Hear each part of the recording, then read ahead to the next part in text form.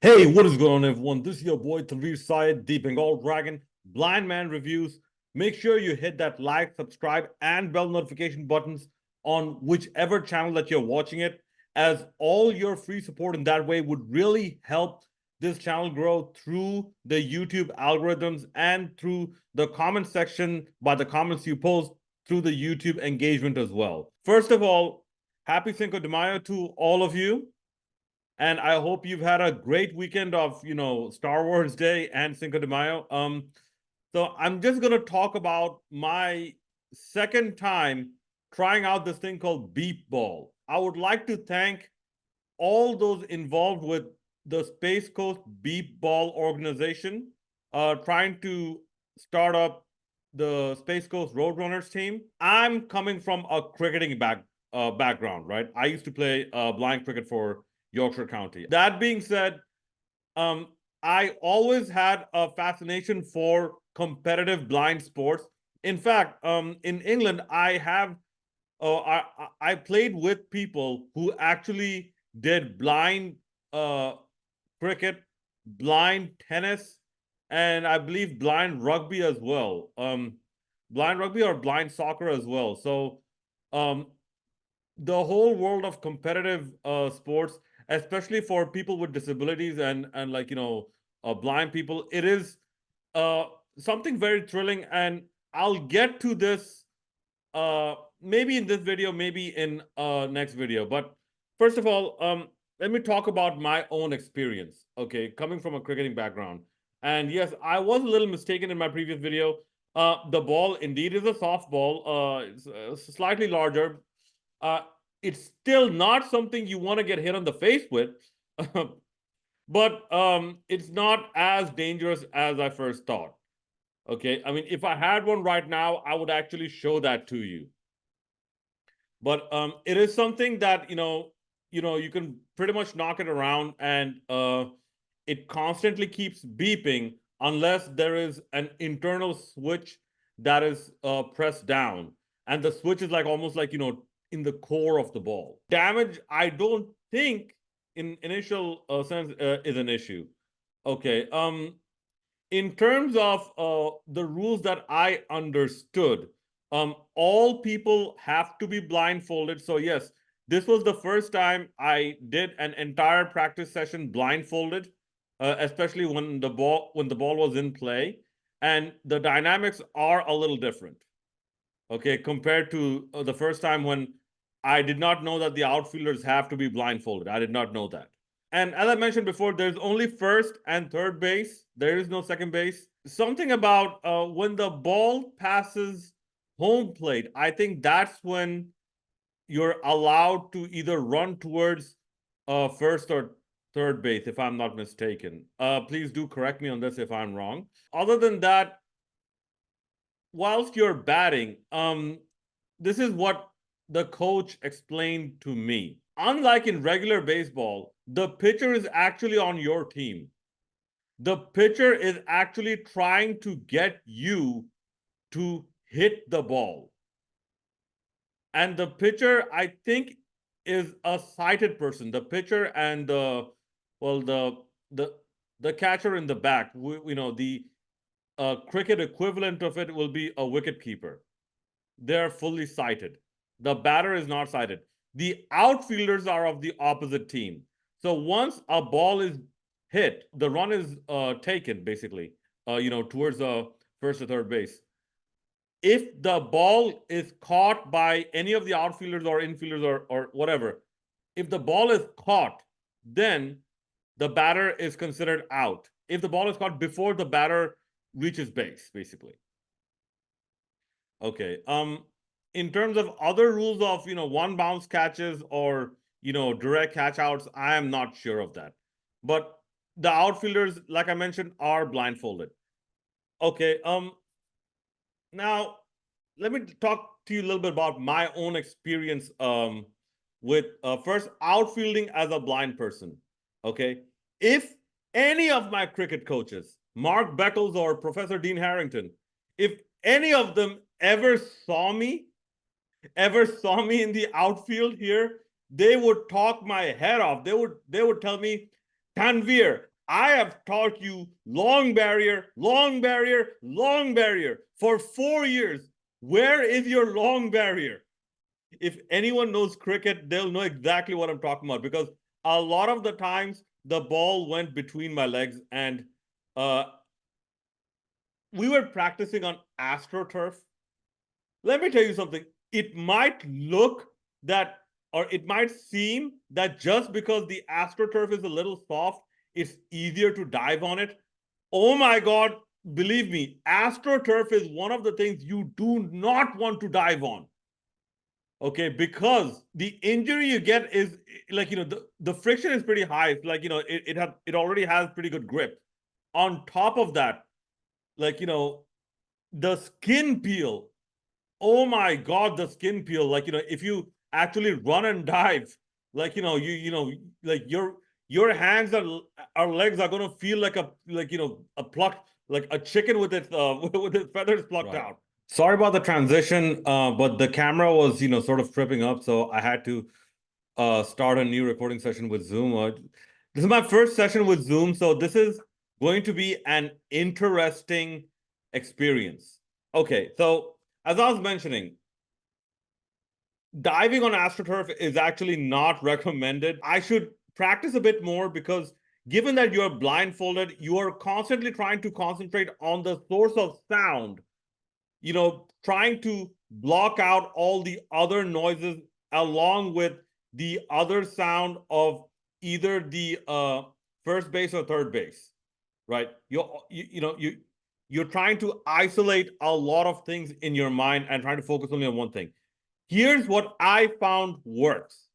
Okay, in terms of location, and this is something I need to work on a bit more as well. If you played blind cricket, especially if you're a B1 player, if you played blind cricket, you will know exactly what I'm talking about. Okay, you have to focus on the sound source being at the center of your perception. Okay, like you have to try to point your nose towards the sound source, the source of the sound. Okay, that way you have a bigger accuracy range of actually making contact with the source, with the sound of the source, basically. Okay, so with that being said, like, after a few tries, I found that I came closer and closer to actually making positive contact with the ball whilst on the outfield. And yes, I had sighted volunteers, like we all had sighted volunteers, at least for this session. So they were able to give us, give us proper feedback on, like, how close we were. Okay. I got some chances with the bat. Okay. And yes, this is my second time ever holding a baseball bat. I think it's by Easton. Like I saw a big Easton written on it, so I guess it's the manufacturer. We had to hit the ball from basically a tee, a mount, just for us to get just for us to get a feel of this ball. Okay. Now, given that this was my second time around, I had to focus a bit more on stance. I had to focus a bit more on form. Okay. And I had to focus a bit more on head movement. This is also something I picked up from blind cricket and, just cricket in general. The shape and the form of your shot, okay, is dependent on, like, the quality of it is dependent heavily on your head position. Like, otherwise, like, if you use your body a bit too much, especially moving forward and backwards and all over the place, then your shot is gonna look very, very suspect. Like, you're trying to swat a fly that's coming from the opposite direction instead of the ball that you should be hitting. This will still take some practice from my end, and this is why I am a little I won't say disappointed, but a little I won't even say upset, but I'm a little disheartened that this was the last session of our season, our last practice session of our season, because this is something I really want to get into. Making contact with the ball is a bit more challenging than it seems, especially for me. because I'm used to the cricket bat still, which is a bit wider. It has more prominent edges and is a bit longer as well. So the sweet spot, the hypothetical sweet spot, is a bit farther down from where you hold the bat. Okay. And even talking about holding the bat, yeah, so this is what my coach taught me. Like, in cricket, you have your upper and lower hand, and there's a gap between it. Usually in baseball, what I'm taught is that you have to have it like not your upper knuckle, your middle knuckle, uh just below your upper knuckle. So your first middle knuckle to first middle knuckle, if you can see it. Like if you're a right-handed batter, then uh, the left hand is towards you, and the right hand is just next to your left hand. That's how I was taught is the grip, because I was trying to hit the ball with a cricket grip, and my coach said, well, try the baseball grip, and yeah, I got some success. Surprisingly enough, like my coach said, well, come on, let's hit a home run. I'm like, okay, let me try a cricket lofted shot. What do you know? I was told that I actually hit the ball out of the park, and I thought that I can never hit that ball out of the park. So, or at least over the fence. So that was a very good experience in terms of batting. And I got to have more rounds this time, because last time I just had one chance with the bat, but this time I got a few more chances, and that was very nice. And the last thing I experienced was batting whilst the ball is being pitched at you. So this is a completely different game. And this is something like, especially whilst I was blindfolded, I could not make contact. Maybe because I'm still in my mind holding a phantom cricket bat. And all I was told is that I'm coming very close, as if I'm trying to hit the ball with a hypothetical sweet spot of a cricket bat instead of a baseball bat. So this will take a bit more getting used to. So what I ended up doing is that I first wanted to experience what it's like to hit this ball with my limited vision without a blindfold. Because see, in blind cricket, how it works, okay, and especially given my vision, the ball has to bounce. So if the ball bounces close to you, you are conceptualizing that the ball is not going to move that much. Okay. And I am not used to full tosses. Okay. So essentially, from a cricketing standpoint, we are playing at full toss deliveries. I'm not used to that yet. So it took it's still going to take some more time, and I'm planning to work with the Florida Institute of Technology baseball coaches, or softball coaches, like whatever they have here. I didn't look into it until now, but like now I'm going to start looking into it, because apparently there's a nationwide competitive series that goes on for beep ball. So like, if this is something I can participate in, yes, like I would love to get into this. But overall, even like when it comes to I forgot about running to the bases. Like even when it comes to, let's say, running to the bases, right? Um, Another thing I picked up from blind cricket, and this is something like I picked up whilst bowling in the nets.